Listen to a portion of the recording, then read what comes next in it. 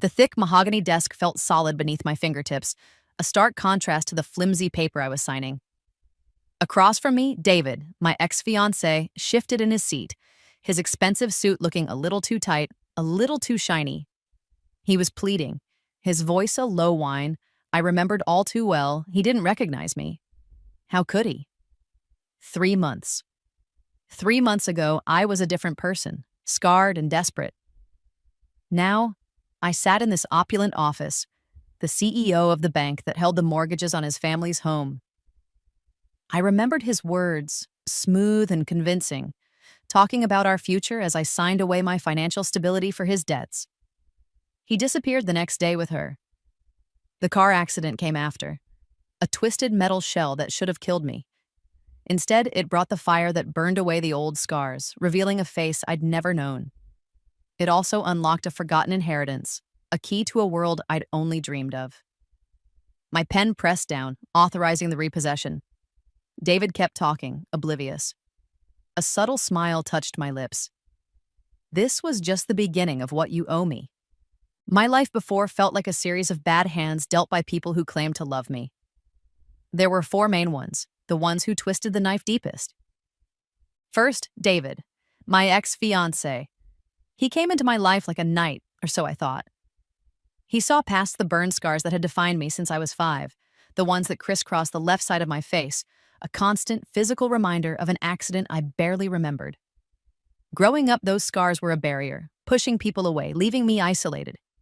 I craved acceptance, ached for someone to see me, not just the damaged surface. David seemed to be that person. He listened, he held my hand. He told me I was beautiful. He made me believe in a future where the scars didn't matter. He talked about starting a business, a big, ambitious plan. But he needed capital. He needed me to co-sign loans, significant ones. He painted a picture of our dream, our future, built together. I was so blinded by the idea of finally belonging, of being loved, that I signed without truly understanding the weight of the debt. That was 3 months ago. He vanished, leaving me with the loans and the crushing realization that he'd used my desperation for his own gain. He took off with a colleague, a woman who fit the picture of what he really wanted. Someone polished, someone who didn't come with baggage, financial or otherwise. The discovery broke me. The car crash that followed wasn't intentional, but a result of my shattered world. I was driving, tears blurring my vision, the betrayal a physical ache in my chest. The impact. It was violent. I woke up in a hospital, broken, but different. The burns were gone. My face was smooth, unblemished. And then came the lawyers, the unexpected news of a distant great uncle I'd never known, a silent magnate who had left me a controlling interest in a major bank. It felt like a second chance, a rebirth not just of my face, but of my life. I knew instantly what I had to do. They hurt me when I was weak. Now I had power. Then there was Mia, my childhood best friend. We were inseparable until the accident. After that, everything changed. Kids can be cruel, and Mia, whether out of fear or a twisted need to fit in, became one of the cruelest. She started the whispers, the rumors about how I got the scars, twisting the truth into something ugly and sensational. She'd subtly sabotage any chance I had at a normal relationship. A casual cruelty masked by a pitying smile. "He's nice," she'd say. "But do you think he can handle that?" Pointing subtly at my face. She thrived on my isolation, on being the pretty friend who had to look out for the damaged one. Her betrayal wasn't sudden like David's, but a slow, steady erosion of my self-worth. A constant reminder that I was less than. Lena, my older sister, was a different kind of wound. She was supposed to protect me, to be on my side. But Lena was always jealous, always resentful. Our grandmother, a kind soul who saw past my scars, had left a modest inheritance, intended for both of us, specifically mentioning my future education and financial security. Lena saw it as her ticket to a life of ease. After Grandma died, Lena twisted her words, claiming the inheritance was meant solely for her, that Grandma worried about her future, not mine, especially not with my condition. She took it all, my college fund, my only hope for a fresh start. She used it to live a comfortable life, never once offering to help me, even when I was struggling to make ends meet. Her betrayal was a cold, calculated theft, stealing not just money, but my future. And finally, Carter, my boss at the small financial firm where I worked. I was good with numbers, a natural at seeing patterns, at building models that predicted market shifts. But I was also quiet, insecure, still reeling from years of being judged on my appearance. Carter, smooth-talking and ambitious, saw my talent as an opportunity. He took my financial models, presented them as his own at industry conferences, built his reputation on my work. When I finally found the courage to confront him, to point out that he was stealing my intellectual property, he laughed. He told me I was delusional, that my limited experience meant I couldn't possibly have developed such sophisticated models. He fired me on the spot, a final act of dismissal that reinforced every insecurity I had about my worth. These four were the architects of my pain, the ones who shaped me with their betrayals. They fed my desperation for acceptance, making me easy prey. The scars were the physical manifestation of my difference, but their actions created the emotional disfigurement, the deep-seated belief that I was inherently flawed, unlovable, and unworthy of success. That's why David's seemingly genuine affection felt like a lifeline.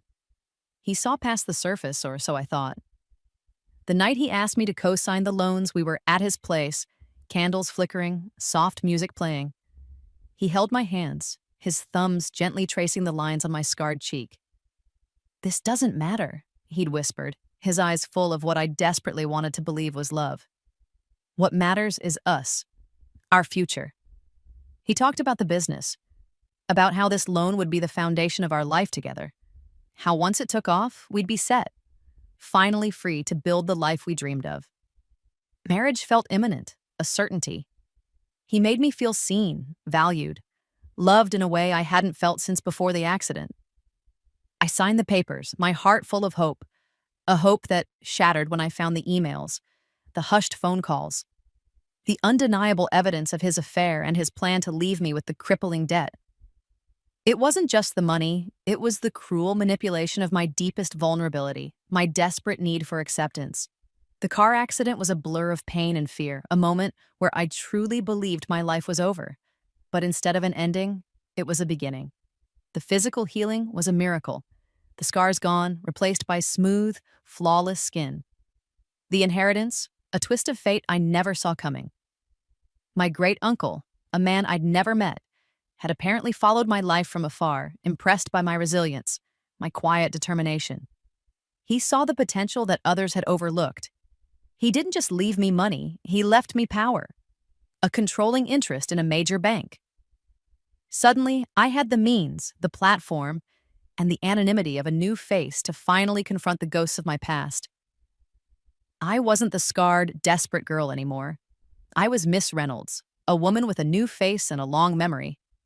And I was ready to collect. David came into the bank like he owned the place, all bluster and forced charm.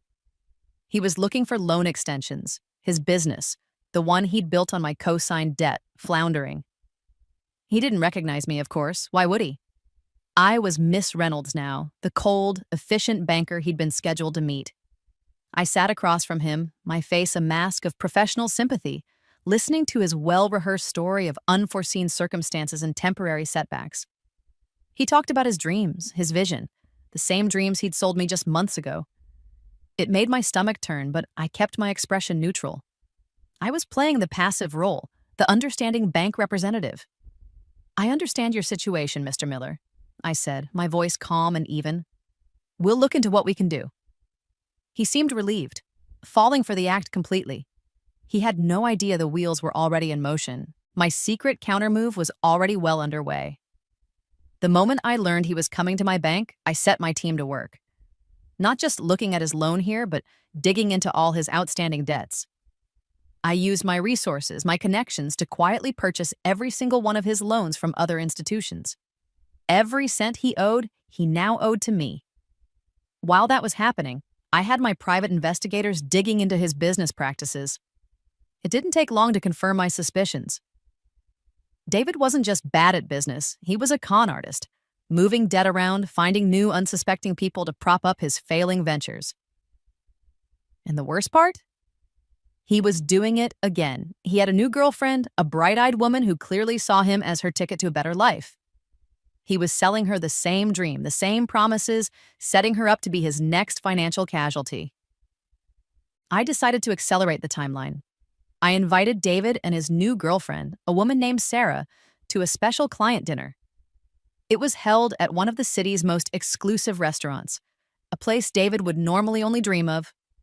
Sarah was clearly impressed, clinging to his arm, her eyes wide with admiration.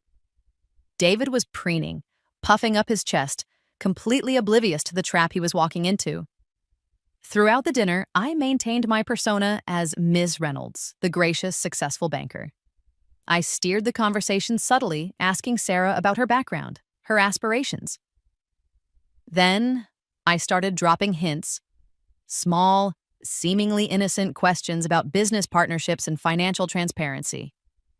It's so important, I'd say, my gaze fixed on Sarah, to truly understand the financial health of any venture you're involved in. Sometimes things aren't what they seem on the surface. I talked about the importance of due diligence, about red flags in business.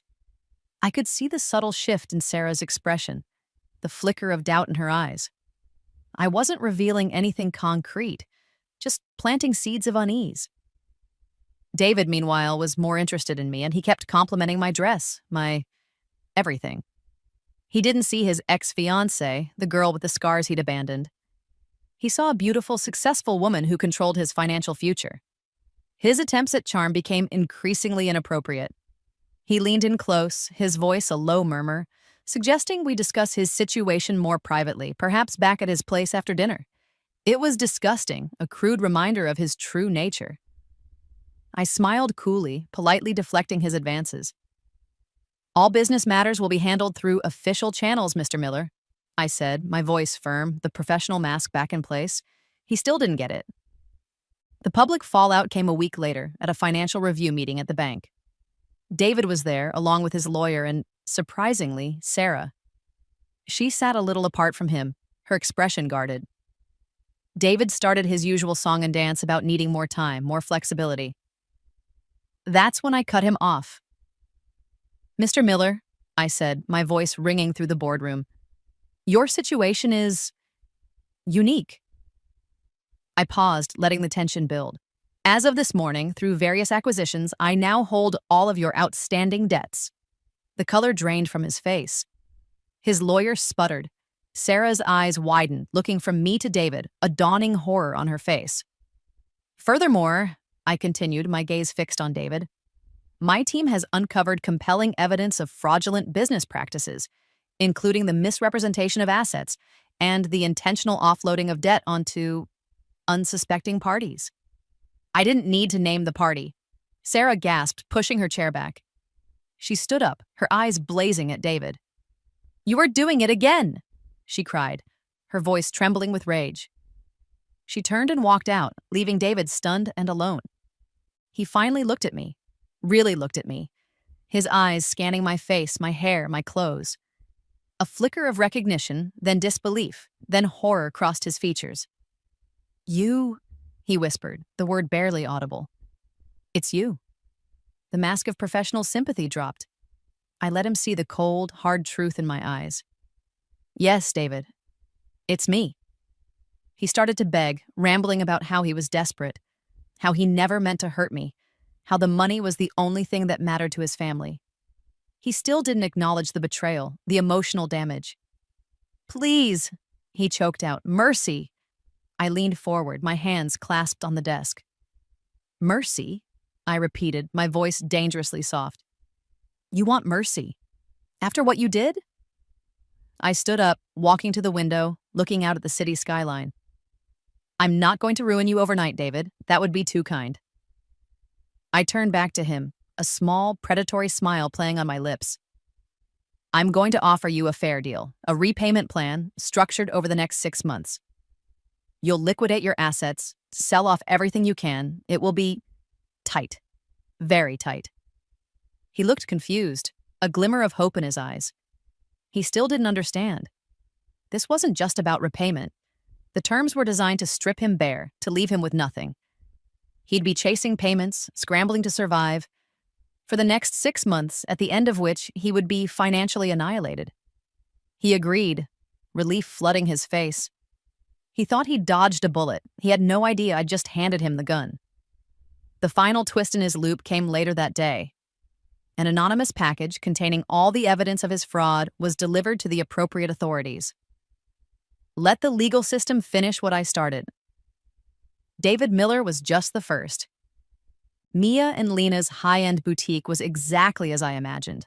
All glass and polished chrome, overpriced dresses, and an air of exclusivity I knew was built on a lie. I walked in, a potential investor, dressed in a way that screamed old money and serious intentions. Mia was the first to greet me, her smile wide and practiced. She didn't recognize me, of course. Why would she? The girl she knew, the one with the scarred face and the desperate need to belong, was long gone. "Welcome to our little piece of heaven," Mia chirped, her eyes raking over my outfit, assessing my potential. "I'm Mia, one of the owners." I introduced myself as Miss Reynolds, expressing interest in potentially investing in their expansion. Mia immediately started fawning, her conversation a whirlwind of superficial compliments and veiled boasts about their success. Lena appeared from the back, looking every bit the sophisticated businesswoman, a stark contrast to the resentful sister who stole my inheritance. "Miss Reynolds, so lovely to meet you," she said, her voice smooth and confident. She gave me a tour of the boutique, pointing out their exclusive designs, boasting about their rapid growth. "It's all thanks to our startup capital," Lena said, a casual wave of her hand encompassing the entire store. "Family money, you know. Our grandmother was very wise with her investments. She knew exactly who to entrust her legacy to. The implication was clear. She believed the inheritance was rightfully hers, that I, the damaged one, was never meant to have it. It took everything in me to keep my smile in place, to maintain the persona of the impressed potential investor. While they were busy planning how to spend my potential investment money, my silent countermoves were in full swing. Through various shell companies and anonymous transactions, I began acquiring the properties surrounding their boutique. One by one, I bought up the neighboring businesses, creating a buffer zone I controlled. Then, the most crucial piece, I purchased the building where their boutique was located. They were renters, completely unaware that their new landlord was the person they had so cruelly betrayed. I also started looking into their suppliers, their designers. It didn't take long to find the artisans whose original designs Mia had borrowed, slightly altered, and passed off as her own. They were small, independent artists easily exploited. I connected them with top-tier patent attorneys, all pro bono, of course. The lawsuits were coming. And then there was Lena's lie. I hired forensic accountants and legal experts to dig into our grandmother's will. The evidence was damning. Lena hadn't just claimed the inheritance was hers. She had forged key documents, altering Grandma's true intentions. I scheduled a follow-up business meeting with Mia and Lena to discuss the details of my investment. We met in a private room at a high-end hotel. I watched them, their faces alight with greed and anticipation. As we talked about their expansion plans, their marketing strategies, I started weaving in subtle references, small details only the three of us would know, shared memories from our childhoods. "It reminds me a little of when we used to pretend to run our own store in the treehouse," I said, my voice light, a hint of a smile playing on my lips. Mia's eyes flickered. Lena's smile faltered for a second. I mentioned specific inside jokes, nicknames only family would use. Mia shifted uncomfortably, her gaze darting between me and Lena. The polished facade was starting to crack. They didn't know who I was, but they felt the unnerving sensation of being seen, truly seen by a stranger. The public fallout was set for their boutique's anniversary gala, a lavish affair designed to showcase their success. I arrived as the guest of honor, introduced as the mysterious Miss Reynolds, the potential investor who had taken the city's financial world by storm.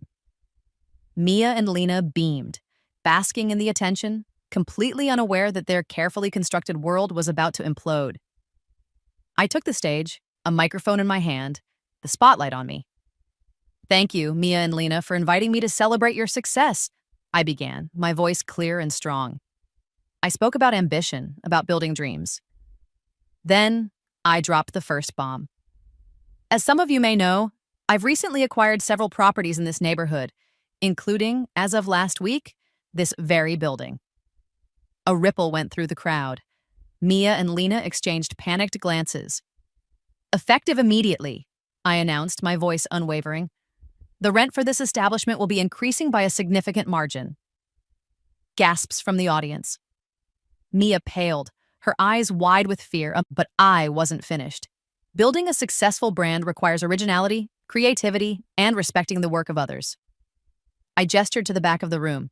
Tonight, I'd like to introduce you to some truly original talents. The small group of artisans whose designs Mia had stolen walked forward, their faces a mixture of nervousness and determination. These are the true artists, I said, introducing each one by name. And they are here tonight, represented by their legal counsel, to discuss the unauthorized use of their designs. The murmurs in the crowd grew louder. Mia looked like she was going to faint. Lena's face was a mask of pure terror. Then came the final, devastating blow. I turned to the small group of family members who had been invited, including some of Lena's closest confidants. Family is important, I said, my gaze sweeping over them. And so is honoring the wishes of those we've lost. I held up a folder. Recent investigations into the estate of our beloved grandmother have revealed discrepancies regarding the distribution of her inheritance. I opened the folder, revealing copies of the forged documents. Evidence suggests that our grandmother's true intentions were misrepresented. This inheritance, the foundation of this very business, I gestured around the boutique, was not solely intended for one person. The room erupted in whispers. Lena stumbled back, her face contorted in a silent scream. Mia and Lena rushed towards me, grabbing my arms, their carefully constructed composure shattered. "Please don't do this," Mia whispered, her eyes pleading. "Think of the scandal." Lena was crying, her voice hoarse. "Blood is thicker than water. We can fix this." I looked at them, the two people who had systematically dismantled my self-worth, who had stolen my future. Their desperation was almost comical. "You have a choice," I said, my voice low so only they could hear. "Public legal consequences, the unraveling of your lies for everyone to see, or a private arrangement." They looked at me, hope flickering in their eyes. "What kind of arrangement?" Lena asked, her voice trembling. "One where you sign over this business," I said simply. "Every asset, every piece of inventory. You walk away with nothing but the clothes on your backs." Their faces fell. They knew in that moment that I held all the cards. After a tense, whispered negotiation filled with their desperate pleas and my unwavering resolve, they chose the private arrangement. They thought they were avoiding public humiliation. They didn't realize they were simply handing me the final piece of the puzzle. Their boutique, built on stolen inheritance and stolen designs, was now mine. Carter was on top of the world. His face was plastered on financial news sites, lauded as a visionary, a genius who had revolutionized risk assessment. He was presenting at a major financial conference, the kind of event I used to only dream of attending. And he was presenting my work. My financial models, the algorithms I had poured my life into, were now his ticket to the top. He stood on stage, confident and arrogant, explaining the intricacies of his innovative approach, accepting the applause and accolades that should have been mine. I sat in the audience, an observer in my new skin, my new identity. Miss Reynolds, a rising figure in the banking world, here to network and observe. I watched him, a cold knot forming in my stomach. The injustice of it, the audacity. He had stolen my work and destroyed my career, and now he was being celebrated for it. During a break, I approached him, extending my hand. "Mr. Hayes," I said, my voice calm and professional. "Miss Reynolds, I was incredibly impressed with your presentation. Your models are truly groundbreaking." His eyes lit up, preening under the praise. He didn't recognize me, not even a flicker. "Thank you, Miss Reynolds," he said, his handshake firm and practiced. "I've been working on these concepts for years, a lot of late nights." A lot of my late nights, I thought bitterly. I expressed interest in potentially investing in his company, praising his innovative approach. He was clearly flattered, eager to talk business. My secret countermove was already in motion. Using my connections in the banking world, I had secured a consulting position at his firm, a seemingly temporary role to evaluate potential investment opportunities. This gave me access to their servers, to their internal documents. It didn't take long to find the evidence, the digital footprint of my original work, the dates and timestamps that proved the models were mine. While I was gathering the evidence, I was also building relationships with the board members, the key players at his firm. I demonstrated my own financial acumen, my ability to analyze complex data, my strategic thinking. I positioned myself not just as a potential investor, but as a financial genius in my own right, someone who understood the nuances of risk in a way that few others did. I subtly pointed out flaws in how Carter was implementing his models, small inefficiencies that were costing the firm money. The algorithm is sound, I'd say casually in meetings, but the application seems misaligned with the original intent. It's almost as if the person implementing it doesn't fully grasp its core principles. I watched Carter squirm, his confidence wavering under my quiet scrutiny. The public fallout was set for his promotion ceremony, a lavish event celebrating his elevation to a senior partner. The room was filled with the firm's executives, board members, and key clients. Carter stood on the stage, a self-satisfied smirk on his face, ready to accept the accolades. Just before the ceremony began, I pulled Carter aside into a quiet anteroom. His smile was still in place, expecting more praise, perhaps a hint of the investment I'd discussed. "Carter," I said, my voice low, stripped of the professional veneer. He looked at me, a flicker of confusion. "Do you recognize me?" I asked. He frowned, studying my face. "Nothing." I smiled, a sad, knowing smile. "It's me, Carter, the girl you fired." His eyes widened in shock, the color draining from his face. "No," he whispered, shaking his head in disbelief. "It can't be. The scars? They're gone," I finished for him. "A little miracle?" I didn't give him time to process. "You stole my work, Carter, my models, my algorithms. You built your career on my back." He stammered, tried to deny it. "I was mentoring you," he insisted, his voice weak, "helping you develop your skills." I laughed, a short, sharp sound devoid of humor. "Mentoring? You took everything I created and claimed it as your own. You dismissed me, humiliated me." I stepped closer, my voice dropping to a whisper. "And now, I'm going to take it all back." I left him standing there, a frozen statue of disbelief and fear, and walked back into the main hall. I waited until the speeches were over, until Carter was moments away from receiving his promotion. Then, I took the stage. I hadn't been scheduled to speak. Everyone looked surprised. I cleared my throat, the microphone amplifying the sound. "Good evening, everyone," I began, my voice calm and authoritative. "I'd like to talk to you briefly about intellectual property." I spoke about the importance of originality, of giving credit where it's due. Then, I pulled out a tablet displaying side-by-side comparisons of my original work and the models Carter had been presenting. The dates, the code, the undeniable evidence. "These are my financial models," I stated, my voice ringing with quiet conviction. "Developed and created by me, long before Mr. Hayes claimed them as his own." The room was silent, stunned. Carter, on the stage, looked like he was about to collapse. I presented the evidence, the timestamps, the internal documents I had retrieved. The board members exchanged grim glances. The truth was undeniable. By the time I finished, the atmosphere was electric with shock and disbelief. A hurried, whispered consultation among the board members followed.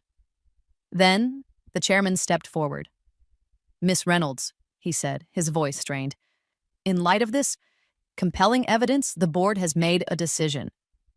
He paused, looking at Carter, who was now being quietly escorted off the stage by security. "We would like to offer you a position at our firm, a senior partner position, Mr. Hayes's position." I met his gaze, a sense of quiet triumph settling over me.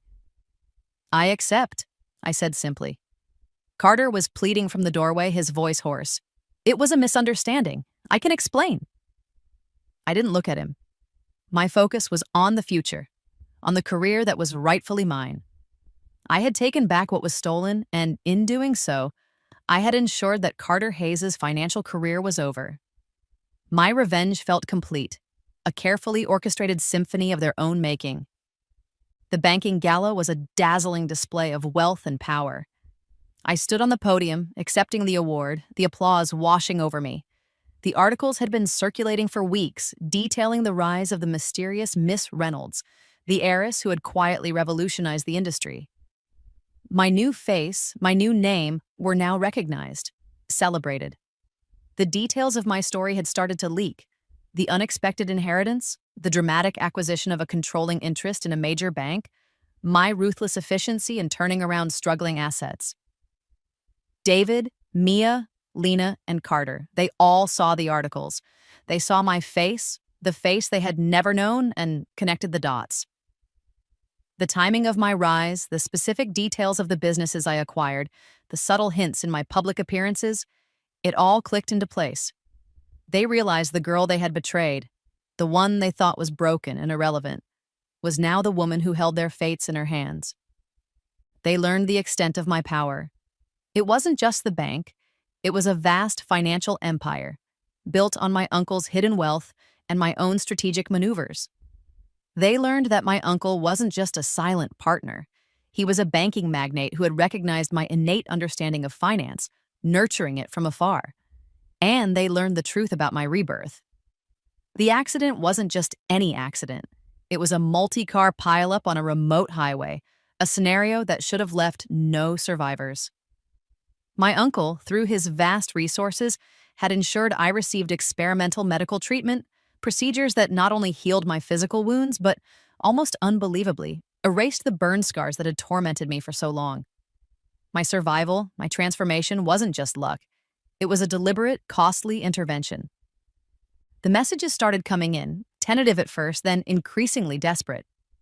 David claiming he always loved me, that the money never mattered, only my well-being. Mia insisting her cruelty was just childhood immaturity, offering a tearful apology in the hope of rekindled friendship. Lena invoking the sacred bonds of family, arguing that blood was thicker than water, that we should support each other. Carter proposing a business partnership, claiming he always recognized my talent, that he only wanted to push me to reach my full potential. Each one, a carefully constructed plea, designed to appeal to the person they thought I was, the girl who craved acceptance. I invited them all to my penthouse office, not separately, but simultaneously. They arrived one by one, ushered into the spacious, minimalist room. The tension was immediate, palpable. They didn't know the others would be there. David flinched when he saw Mia and Lena. Mia paled at the sight of Carter. Lena's eyes darted between them all, a look of dawning horror on her face. Carter stood awkwardly, unsure of where to look. I sat behind my desk, the city spread out like a glittering carpet behind me. I didn't stand up. I didn't offer them drinks. I just watched them. These 4 people who had shaped my past with their cruelty. "Take a seat," I said, my voice calm, almost conversational. They sat on the edge of the plush sofas, a nervous energy radiating from them. I looked at David first. "David," I began, my voice soft but firm. "You used my desperation, my hope for a future, to offload your debts. You promised me a life, and you left me for dead, financially and emotionally." He started to speak, to offer his practiced excuses, but I held up a hand. "Mia," I continued, turning to her, "you weaponized my vulnerability, my scars, to make yourself feel better, to ensure I remained isolated." Mia's lower lip trembled. "Lena," I said, my gaze shifting to my sister, "you stole my future, the inheritance meant to give me a chance, and claimed it as your own, twisting Grandma's memory." Lena buried her face in her hands. "And Carter," I finished, looking at him directly, "you stole my work, my intellectual property, and destroyed my career when I confronted you."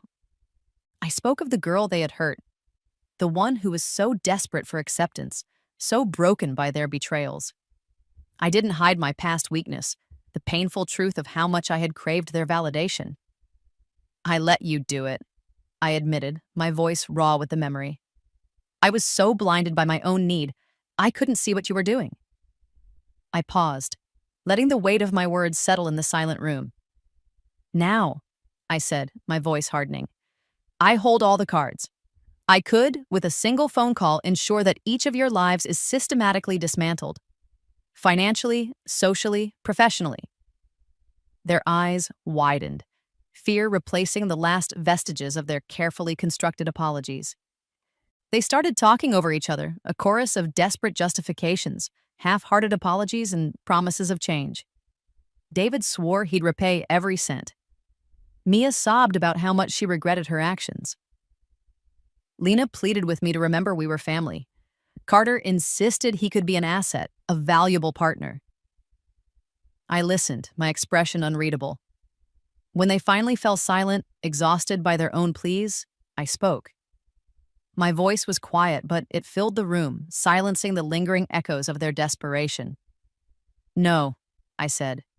Just one word, simple, definitive. They stared at me, confusion replacing the fear. No? David whispered. No to what? I met their gaze one by one. No to your apologies. No to your justifications. No to your offers of reconciliation or partnership. I stood up then, walking towards the window, my back to them. I don't want revenge anymore, I said, looking out at the city lights. Not the kind you think I want, at least. I turned back, my expression calm, resolute. I don't want to actively destroy you. I don't want to waste any more of my energy, my life, on you.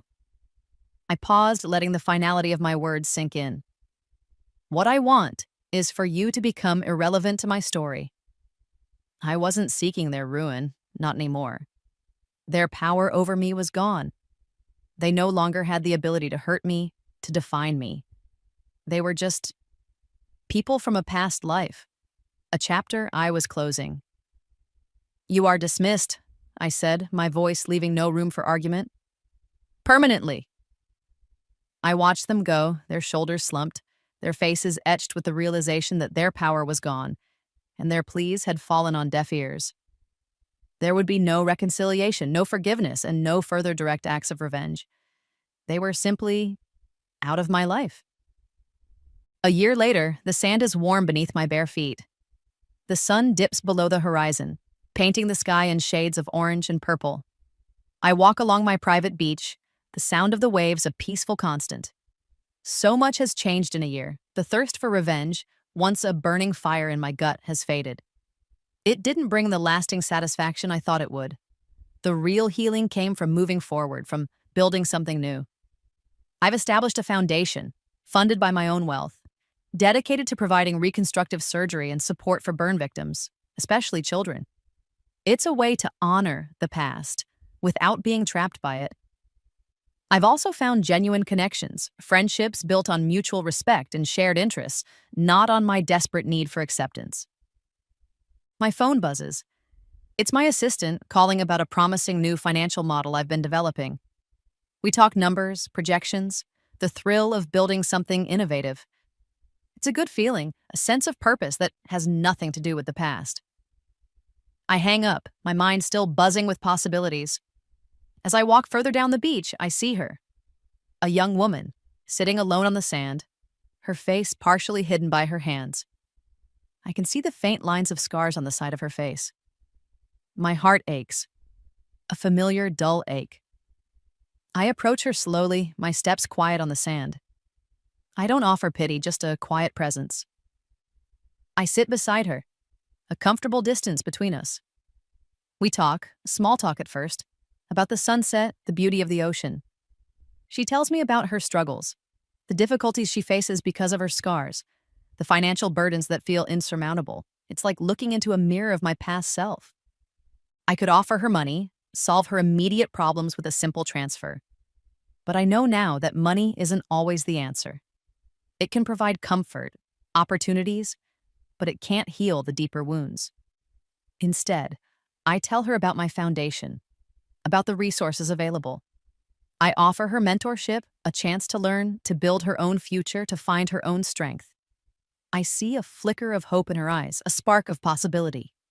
As I look out at the horizon, the last rays of sun touching the water, I realize my rebirth wasn't about the flawless face, or the vast wealth, or the perfectly executed revenge. It was about finding value in myself, independent of how others saw me or how they treated me. I am no longer defined by the scars I carried for so long or by the revenge I sought. I am simply free.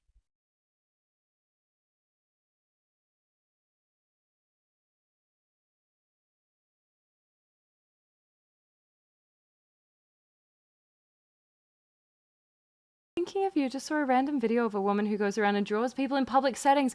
Future. I would like to do more of that, actually. That would be nice. Just write goo goo gaga on it, obviously, of course, of course. You can tell it's chocolate by the way it is. Reminds me of the time I wrote Liz's thank you note in crayon. I need some crayons, obviously.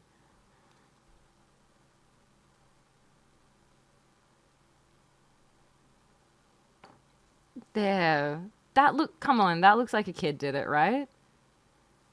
Nutella but chickpeas instead of hazelnut. Oh. Oh no, wait, are you talking about Goo Goo Gaga?